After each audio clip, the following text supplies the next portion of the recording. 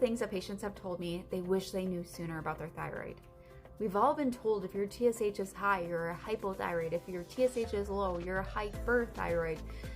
But actually, that's not necessarily the case. TSH is just a hormone created by your pituitary gland to tell your thyroid what to do. But it's always responding to the environment that it's in. Your body is going to tell it to create more or less T4 based off of what the body needs day by day, hour by hour. Now you can have normal T4 and your TSH can look high or low because it depends on what your body needs in that moment. So what should you actually be testing to know if your thyroid is functioning at its very best and if your body is able to use those hormones at its very best? Well, number one, besides TSH, you need to get your T4 free in total to see is your thyroid producing actual thyroid hormone. And believe it or not, that can be perfectly normal with TSH being out of whack. But also you need to see, is your T4 converting into your T3? Now this happens in the liver, it happens in the kidneys. That's not a thyroid issue either. That would be an issue downstream, but that could definitely affect that TSH, which without it actually being a direct T4 issue. So if we're just looking at that TSH and we get medicated because that TSH is high, but it's really because we're not converting it, we can't convert that medication either. So now we're just medicating with more and more T4 when it's not actually getting used by the body.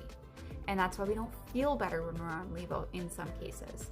But also we need to think about, is there a interference issue? Is your T4 turning into reverse T3 rather than T3? Now this happens when you're inflamed, when you have liver and gut dysfunction, when you have things going on with your kidneys, living in mold, big infections.